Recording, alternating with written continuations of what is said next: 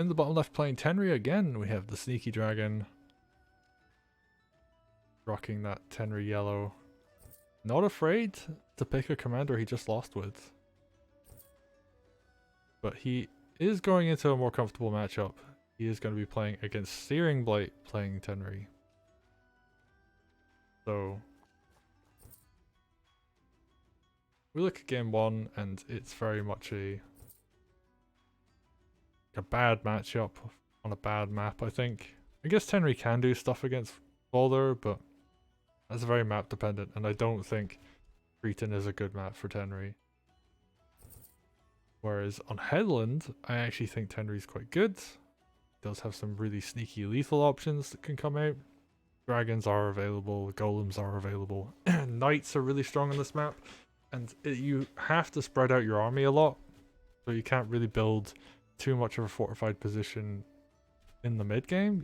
Later in the game it can get a bit more blobby, but Tenri is able to pull out some pretty cool kills.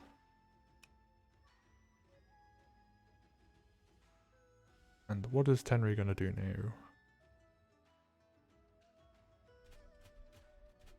Okay, we're seeing this village be taken? Are we gonna see a big Tenri heal? That might be the case. Capture here. And this is interesting. The capture paths on this map are allow for a bunch of different options. You can send your commander a bunch of different directions. You can get heals off of different villages. Like you could just heal here. This is fairly common. You can run back and heal here. This sword can run up and capture here, but you know, Sneaky goes for this mage, which I kind of like. Allows you to grab this village. Now, one thing that is another really strong option is you forego getting this mage, you get a knight out. And the knight just runs rampage across this side of the map. Very difficult to build something early game from Headland to Deadland that can deal with the knight other than your own knight. In the case of Searingblight, he doesn't really have a lot of gold, so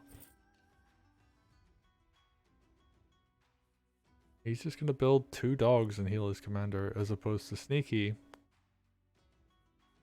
has built quite a nice bank for himself. Okay. What are we gonna see now? Forward capture. Ooh, captures on this tile. I don't know how I feel about that. Because if you capture here, you're covered on both sides by the commander and the mage. But if you go aggressive, like, there's at least one unit that can hit you. I guess he wants to force his opponent to choose between capturing both villages or capturing one and hitting this sword. So it's kind of a nice bait in that regard. Right, forces your opponent to make a choice.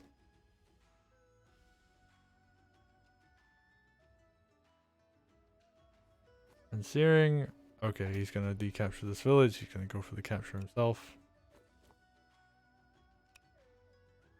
And because he's like, actually no, like if he's on that side then, yeah, they're on the same tile essentially. Okay, and Searing isn't gonna fall for this, he's just gonna run back and get his captures, he's gonna ignore this pesky sword.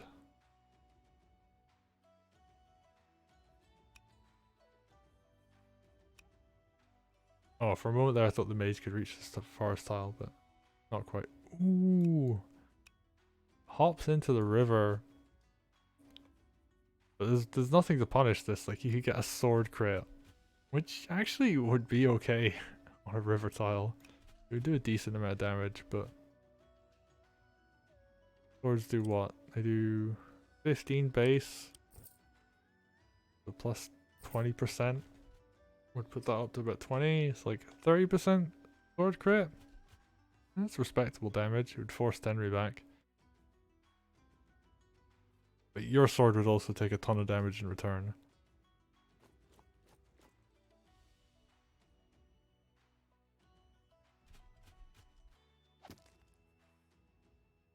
Okay, ooh, he's gonna hit this.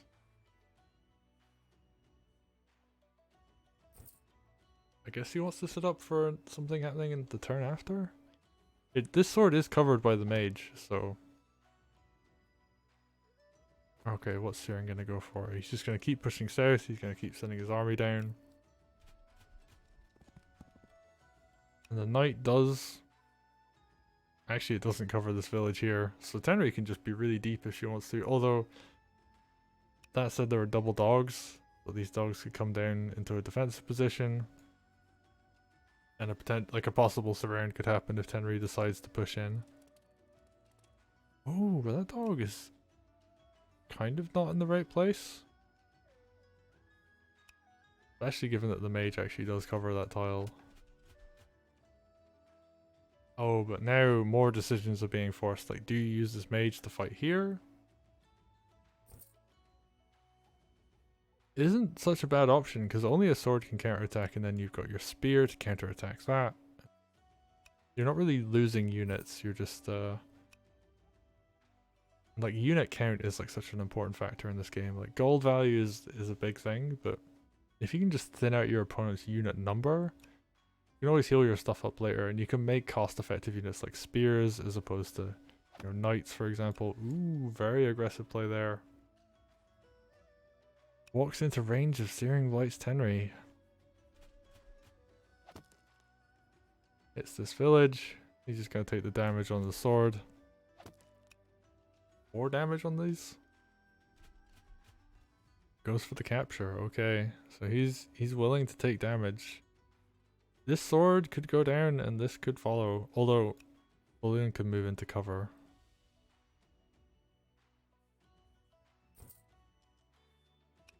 Harpy comes out. Interesting. I guess he just wants a unit that can fight here. And you know, these two mountain tiles, which the Harpy can reach both of.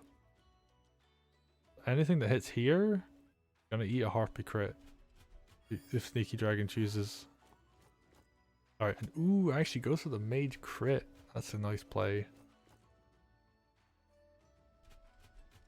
Puts the mage in a nice defensive position, gets the kill on that unit, and you know, like, his sword is basically full health again, so... Actually, being at like 96% is advantageous because this is very useful for suicides on other units, on commanders for example, later on.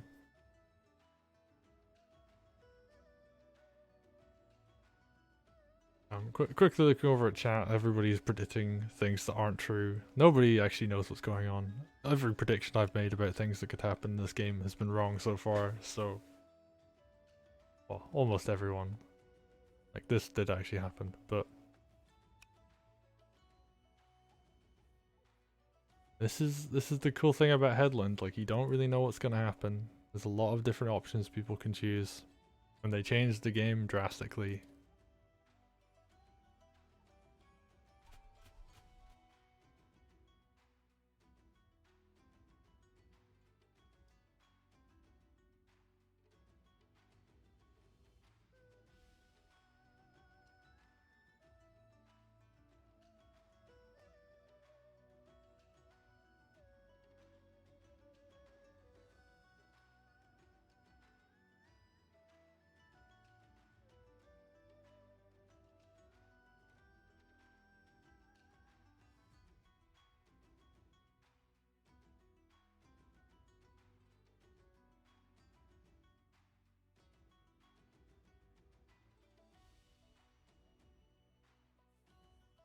Okay, what's gonna happen there? He's gonna go for the aggressive play here. It does build Tenri Groove.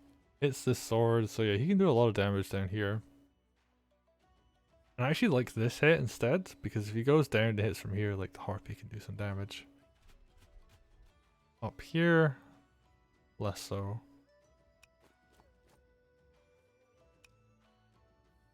Now, I'm curious. There is like the possibility that you just dive on your opponent's strongholds. Like, it is surprisingly open on this map. These spears could just jump in this balloon and like float up here, and Tenri could like go with them.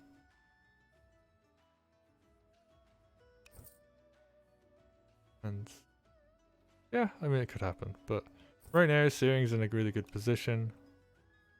Tenri's in a pretty safe spot.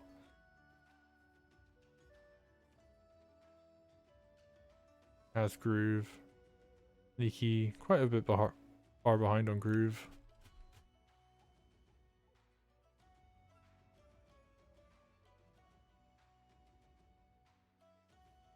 And he's going for, and this is something we saw in the other semi-final, is like one player goes heavy spears, the other player goes heavy knights. And it was a bit of an interesting trade-off that occurred in that circumstance where in the first two semi-final games we saw they went even and they both looked very strong on their respective maps. On this occasion, I don't know how I feel about it. I think the spears aren't going to win. I think knights are just a bit too strong on this map for spears to be able to handle them. But I could be wrong. I do, however, think that getting Tenri Groove this much earlier is a big advantage. Especially when you walk into a knight crit like that.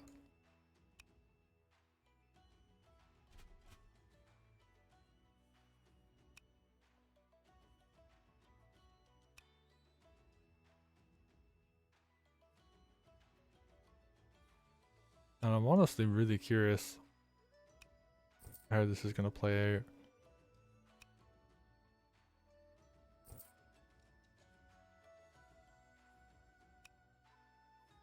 One knight crits there. Double knight crits available, but it won't kill. Like, this dog needed to be a little bit closer for that to be a viable option. And a second harpy comes out. Sneaky, he just wants units down here that can help defend. And it makes sense. Harpies do well against knights, and archers do actually do quite well in this position too. So Sneaky, what he's gonna do. Actually, it's not so much what Sneaky's gonna do, it's what Searing's gonna do in this next turn. And it makes sense to grab harpies, to build harpies as well, because they're not high value targets that Tenri could grab. It's not like I build a dragon and she just snipes it and that's a ton of gold. Ooh, that's big, because yeah, now dog can hit from the mountain and a crit can follow up. Alright, so two big units go down. Searing is really just winning on this northern front. With more knights to follow. And yeah, Sneaky's just like losing unit count up here. He has like 2 spears, but you know, they're good against knights, but they're not that good against knights.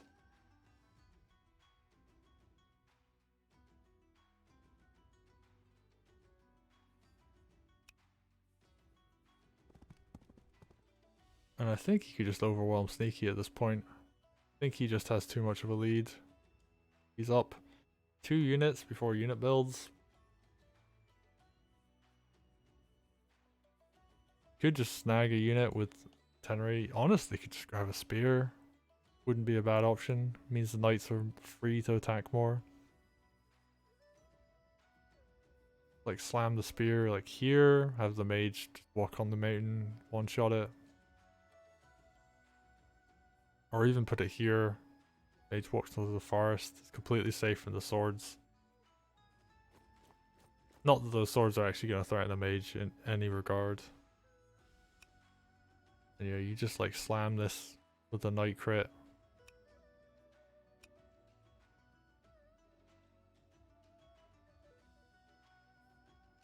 Take out the village as well. So yeah, Searing definitely got some good options for this turn. Gonna even decap this village. Okay, so not gonna go for a knight crit on Tenri. Capture, yeah, there's only an injured sword here. So Searing gonna play a bit safer than I would. Keep building up with leads. What's he at now? Evened out the income. Oh, wait a minute. I had that the wrong way around. Like, even though he killed a bunch of units up here, he's behind on unit count.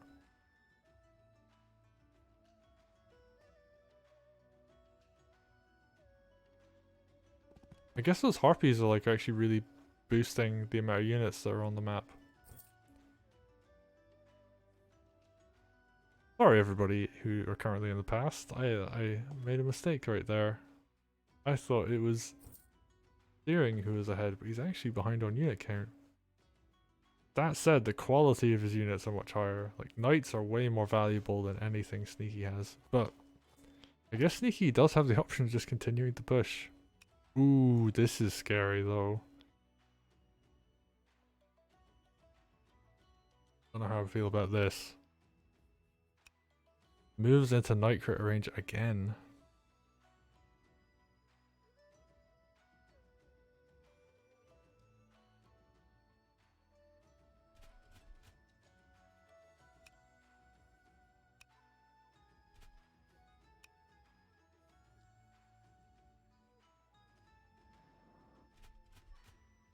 But Sneaky, he's built a nice wall behind Tenri, and Tenri can't be killed.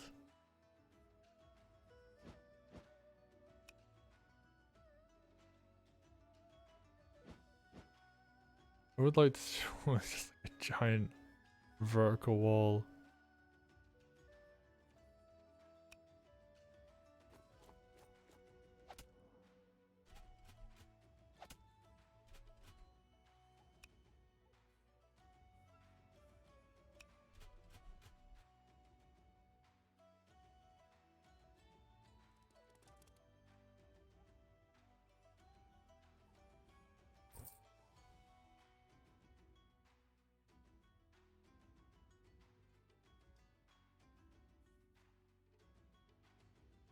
Okay, so yeah, this is really difficult to fight through. Even has a knight to crit anything that tries to hit this tile. Ooh, and also crits this tile as well, so... But not this one. So yeah, what's Searing gonna do? I guess, like, you just try and play it safe now? I feel like he missed a window of opportunity to, like, pick off a unit free. And now he's kind of like losing on this front. This is a big army. Like, the Harpies are actually pretty scary. Only got he's got 2 mages, but... This could go down. Ooh, knight crit threat on the stronghold. Oh, and Sneaky really needs to respect this, because if this isn't covered, like this tile here, you can just YOLO a knight over your opponent army and crit their stronghold from one of the sides. So yeah, Sneaky needs to do something.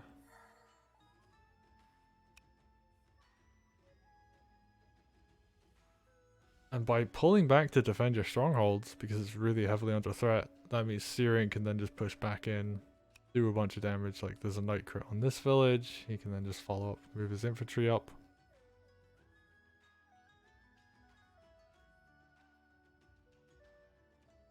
So the existence of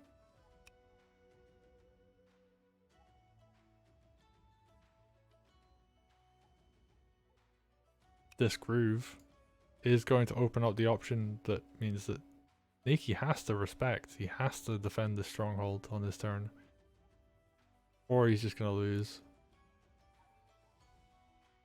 And even wisely, like, backs off up here, just gets his unit into like a really nice concave around the army of Sneaky, has his knights in a good position to threaten.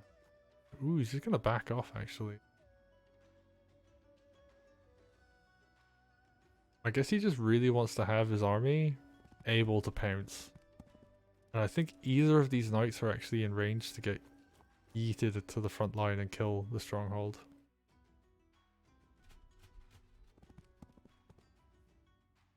The Searing, he's actually just going to pull back completely.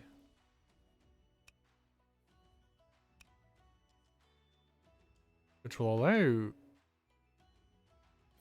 Nikki to get a big econ lead. These villages are going to fall. I don't know if he can hit this and capture it on the same turn though.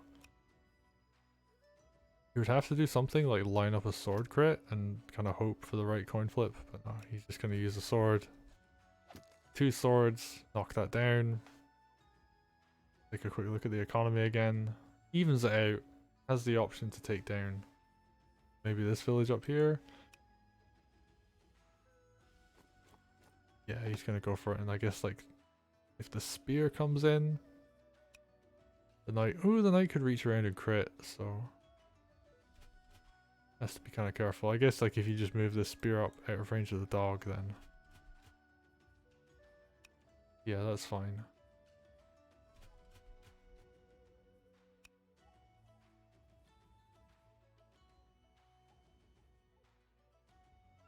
But is Sneaky actually going to be able to defend this correctly? I guess he just has to move his knight here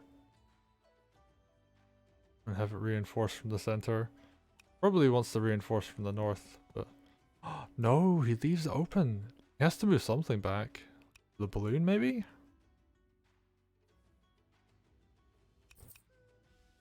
Builds the knight. The balloon is actually the only unit that can cover this tile now. Is he gonna see it? He might have honestly just missed this.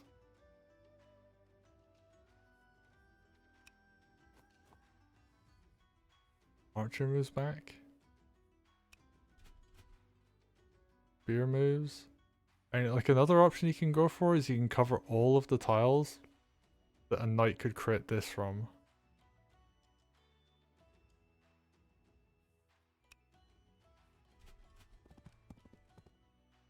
I think that's what he's doing.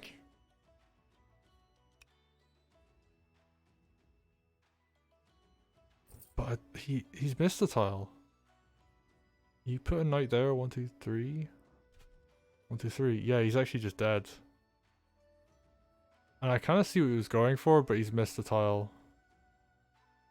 And Searing, he can just win the game. That's it. Game 2 is over. Searing just needs to throw one knight to the north. Second knight to this tile. And Sneaky, after creating a beautiful V-shape, has forgotten the one tile that he... Oh no, or he can just attack from the south. That also works. And yeah, unfortunately, he just needed to cover this north tile and misses it. And Searing Blight with sets up a 1-2 KO punch and just takes him out, and that is the second semi-final. That was very quick. Very quick game 2, very quick game 1 actually as well. And Shu versus Sakoya was a hard fought 3 games, both of them really not wanting to lose at all. This Sneaky versus Searing Blight, 2 very convincing wins from Searing, and Searing looking really strong.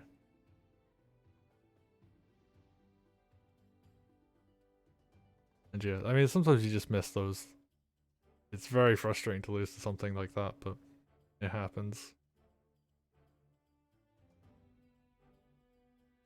And yeah, the Searing Blight goes into the Groove of War 6 finals to face Shu, and SneakyDragon will have SneakyDragon versus Sakoya in the 3rd place match coming up next week too.